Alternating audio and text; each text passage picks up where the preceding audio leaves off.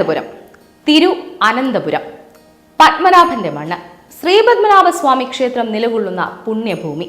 ഇന്ത്യയിൽ ഒരുപക്ഷെ ലോകത്ത് തന്നെ ഇത്രയേറെ ചർച്ചയായ മറ്റൊരു ക്ഷേത്രമുണ്ടാകില്ല. നിർമ്മിതിയിലെ അത്ഭുതം, അസാധാരണമായ ചരിത്ര പശ്ചാത്തലം, നിലവറകളിൽ അളവറ്റ അമൂല്യനിധി, വിശ്വാസങ്ങൾ. നാടിന്റെ ചരിത്രം തന്നെ ഉറങ്ങുന്നത് ഈ ക്ഷേത്രവുമായി ബന്ധപ്പെട്ടാണ്. തിരുവനന്തപുരം ജില്ലയ്ക്ക് ആ പേര് ലഭിച്ചത് തന്നെ പത്മനാഭസ്വാമി ക്ഷേത്രത്തിൽ നിന്നാണ്. അനന്തന്റെ പുരി, അതായത് വിഷ്ണു ഭഗവാന്റെ നാട് എന്നാണ് തിരുവനന്തപുരത്തിന്റെ അർത്ഥം. അനന്തശയനത്തിലുള്ള വിഷ്ണുവാണ് ക്ഷേത്രത്തിലെ പ്രതിഷ്ഠ. നീളം 18 അടി വരും. കരിങ്കല്ലിൽ തീർത്ത 100 അടിയിലേറെ ഉയരമുള്ള കുംഭഗോപുരമാണ് ക്ഷേത്രത്തിന്റെ പ്രധാന പ്രത്യേകത. ജീവൻ തുടിക്കുന്ന അനേകം ശില്പങ്ങളും ഗോപുരത്തിന് ചൈതന്യ നിറവ് പകരുന്നുണ്ട് എന്നതാണ് മറ്റൊരു പ്രത്യേകത. എന്നാണ് പത്മനാഭസ്വാമി ക്ഷേത്ര നിർമ്മാണം ആരംഭിച്ചതെന്ന് ഒരു രേഖയിലും തന്നെ പറയുന്നില്ല. എവിടെയുമില്ല അതിന്റെ വിവരങ്ങൾ. ചരിത്രരേഖകളിൽ ക്ഷേത്രത്തെ പറ്റിയുള്ള ആദ്യ പരാമർശമുണ്ടാകുന്നത് AD 9-ാം നൂറ്റാണ്ടിലാണ്. ക്ഷേത്രത്തെ പറ്റിയുള്ള വിവരമുള്ളത് സംസ്ഥാന പുരാവസ്തു വകുപ്പിന്റെ കീഴിൽ സംരക്ഷിക്കപ്പെട്ടിട്ടുള്ള താളിയോല ഗ്രന്ഥമായ മതിലകം രേഖകളിലാണ്. ക്ഷേത്രത്തിലെ ശ്രീകോവിൽ നവീകരണത്തിന്റെ ഭാഗമായി വിഗ്രഹം AD 1459-1460 കാലത്ത് ഒരു ബാലാലയത്തിലേക്ക് മാറ്റിയിരുന്നു. ക്ഷേത്രത്തിലെ പ്രശസ്തമായ ഒറ്റക്കൽ മണ്ഡപം പണിതീർത്തത് AD 1461-ലാണ്. ക്ഷേത്രത്തിന്റെ ചരിത്രം മാറ്റിയെഴുതുന്നത് AD 1733 അന്നത്തെ രാജാവായ അനിഴം തിരുനാൾ മാർത്താണ്ഡവർമ്മയായിരുന്നു. നേപ്പാളിൽ നിന്നുള്ള 12,008 സാളഗ്രാമ കല്ലുകൾ കൊണ്ട് 18 അടി നീളമുള്ള വിഗ്രഹം പണിതീർത്തത് അദ്ദേഹമാണ്. കടുശർക്കരയോഗം എന്ന പേരിൽ ശർക്കരയും അനേകം ഔഷധങ്ങളും ചേർത്തൊരുക്കിയ കൂട്ടിലായിരുന്നു വിഗ്രഹ നിർമ്മാണം. 1739-ലാണ് വിഗ്രഹത്തിന്റെ നിർമ്മാണം പൂർത്തിയായത്. 1780 ജനുവരി 19, 20 തീയതികളിലായിരുന്നു ചരിത്രം തിരുത്തിക്കുറിച്ച ആ സംഭവം ഉണ്ടായത്. അനിഴം തിരുനാൾ മാർത്താണ്ഡവർമ്മ തിരുവിതാംകൂർ രാജകുടുംബത്തിന്റെ അധികാരാവകാശങ്ങളെല്ലാം പത്മനാഭസ്വാമിക്ക് മുന്നിൽ അടിയറ വെച്ചു. തൃപ്പടിദാനം എന്ന ആ ചടങ്ങിന് ശേഷം പത്മനാഭന്റെ ദാസന്മാരായി. ഭഗവാന് വേണ്ടിയായിരുന്നു രാജകുടുംബം തിരുവിതാംകൂർ ഭരിച്ചത്. രാജാക്കന്മാരുടെ സ്വത്ത് പണ്ടാരവക എന്നാണ് അറിയപ്പെട്ടിരുന്നത്, അതായത് ദേവസ്വത്തിന് അവകാശപ്പെട്ടത്.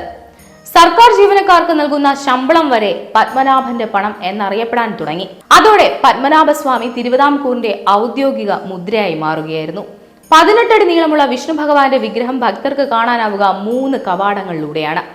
ആദ്യ കവാടത്തിലൂടെ ഭഗവാന്റെ ശിരസും കൈകളും, മധ്യഭാഗത്തെ കവാടത്തിലൂടെ നാഭിഭാഗം, അവസാനത്തെ കവാടത്തിലൂടെ പാദഭാഗം.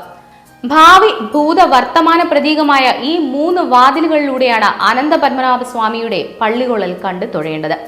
സാധാരണ 12 സാളഗ്രാമം ചേർന്നാൽ ഒരു ക്ഷേത്ര വിഗ്രഹമായി. പത്മനാഭസ്വാമി വിഗ്രഹം 12,008 സാളഗ്രാമം ചേർന്നതാണ്. 1000 ക്ഷേത്രങ്ങളുടെ ചൈതന്യം വിഗ്രഹത്തിനുണ്ടെന്നാണ് വിശ്വാസം. ഭഗവാന്റെ വലതു കൈക്ക് താഴെയായി ശൈവ സാളഗ്രാമ ശിലയിൽ തീർത്ത ശിവലിംഗവും ഇടതു കൈയിൽ താമര മുകുളവുമുണ്ട്. നാഭിയിൽ പത്മമുള്ളതിനാൽ ശ്രീപത്മനാഭൻ ആയി. ശ്രീദേവി, ഭൂമിദേവി, ദിവാകരമുനി, മാർക്കണ്ഡേയ മഹർഷി ഇവരുടെ കാന്തിയാർന്ന വിഗ്രഹങ്ങൾ പ്രത്യേക പീഠങ്ങളിൽ മുഖാമുഖം 2 വരിയായുണ്ട്. പത്മനാഭസ്വാമി ക്ഷേത്രം നിർമ്മിച്ചിരിക്കുന്നത് തമിഴ്നാട്ടിലെ തിരുവട്ടാറിലുള്ള ആദികേശവ പെരുമാൾ ക്ഷേത്രത്തിന്റെ മാതൃകയിലാണ്. ശയനമൂർത്തിയായ വിഷ്ണു വിഗ്രഹവും 2ഇടത്തും സമാനമാണ്. കേരള ദ്രാവിഡ രീതികളിലായിരുന്നു തിരുവനന്തപുരത്തെ ക്ഷേത്ര നിർമ്മാണം. ചുറ്റമ്പലം, ധ്വജസ്തംഭം എന്നിവ കേരള രീതിയിലാണ് നിർമ്മിച്ചത്. ശ്രീകൃഷ്ണസ്വാമി ക്ഷേത്രത്തിന്റെ ചുമരുകളെ വട്ടെഴുത്ത് ലിപികളും അലങ്കരിക്കുന്നു. തെക്കുഭാഗത്ത് ശ്രീധർമ്മ ശാസ്താവിനെയും പടിഞ്ഞാറ് തിരുവമ്പാടി ശ്രീകൃഷ്ണനെയും വടക്ക് ക്ഷേത്രപാലകനെയും കാണാൻ കഴിയും. കിഴക്ക് വടക്ക് കോണിലായി അഗ്രശാല ഗണപതിയും തെക്കേ നടയിലേക്ക് പ്രവേശിക്കുന്നയിടത്ത് ചെമ്പുമേഞ്ഞ ഉപക്ഷേത്രത്തിൽ പഞ്ചലോഹ നിർമ്മിതിയായ ഉഗ്ര നരസിംഹമൂർത്തിക്കും സ്ഥാനമുണ്ട്. മധുരയിലെ മീനാക്ഷി ക്ഷേത്രത്തെ അനുസ്മരിക്കുന്ന വിജയനഗര ശില്പചാതുര്യത്തിലാണ് കുലശേഖര മണ്ഡപത്തിലെ കൊത്തുപണികൾ. വിജയനഗര രീതിയിലാണ് കുംഭഗോപുരത്തിലെയും ശില്പങ്ങൾ നിർമ്മിച്ചിരിക്കുന്നത്. ശ്രീ പത്മനാഭസ്വാമി ക്ഷേത്രത്തെ ലോകശ്രദ്ധയിലേക്ക് എത്തിച്ചത് 6 നിലവറകളായി സൂക്ഷിച്ച നിധിയാണ്.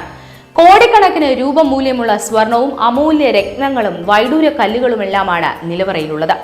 നൂറ്റാണ്ടുകളായി പത്മനാഭസ്വാമിക്ക് സമർപ്പിക്കപ്പെട്ട വസ്തുക്കൾ നിലവറയിൽ സൂക്ഷിക്കുകയായിരുന്നു. A, B, C, D, E, F എന്നീ 6 നിലവറകളിലാണ് ശ്രീ പത്മനാഭന്റെ ശ്രീകോവിലിന് ചുറ്റുമായി സമർപ്പണ ശേഖരം സൂക്ഷിച്ചിരിക്കുന്നത്. ഇതിൽ EF നിലവറകളിൽ നിത്യപൂജയ്ക്കുള്ള സാമഗ്രികളാണ്. CD നിലവറകളിൽ വിശേഷാവസരങ്ങളിൽ ആവശ്യമുള്ളവയാണ് വെച്ചിരിക്കുന്നത്. സുപ്രീം കോടതി ഉത്തരവിനെ തുടർന്ന് A നിലവറ തുറന്നു. ഏറ്റവും അധികം നിധിശേഖരം കണ്ടെത്തിയത് അവിടെയായിരുന്നു.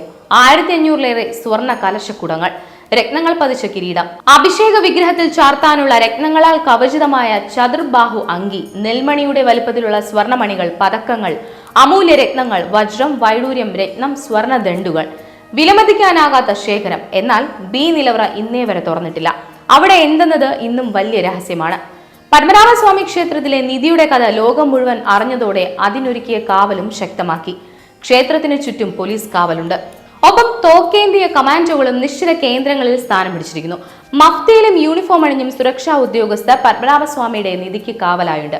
അമിത വേഗത്തിലെത്തുന്ന വാഹനം കൊണ്ട് ഇടിച്ചു തകർക്കാനുള്ള സാധ്യത തടയാനുള്ള സ്റ്റോപ്പറുകൾ, ഭൂമിക്കടിയിൽ തുരങ്കം നിർമ്മിക്കുമ്പോഴുള്ള തരംഗം തിരിച്ചറിയാനുള്ള ആന്റി ഷോക്ക് സെൻസറുകൾ, രാത്രിയിലും പകലും ദൃശ്യങ്ങൾ പകർത്താൻ കഴിവുള്ള ക്യാമറകൾ, CCTVകൾ, ക്ഷേത്രാചാരങ്ങൾക്ക് തടസ്സം വരാത്ത വിധം ക്ഷേത്രത്തിലേക്ക് കൊണ്ടുപോകുന്ന എല്ലാ സാധനവും പൊതി തുറക്കാതെ കാണാൻ കഴിയുന്ന സ്കാനറുകൾ, ബയോമെട്രിക് സെൻസറുകൾ, ലേസർ സെൻസറുകൾ, മൊബൈൽ ജാമറുകൾ, ക്ഷേത്രത്തിലേക്കുള്ള എല്ലാ കവാടങ്ങളിലും മെറ്റൽ ഡിറ്റക്ടറുകൾ, നിലവറകളുടെ 300 മീറ്റർ ചുറ്റളവിൽ വെളിച്ചം തെളിഞ്ഞാൽ പോലും കൺട്രോൾ റൂമിൽ അറിയാൻ കഴിയുന്ന സെൻസറുകളും സുരക്ഷയുടെ ഭാഗമായി ഇവിടെ സജീവമാണ്.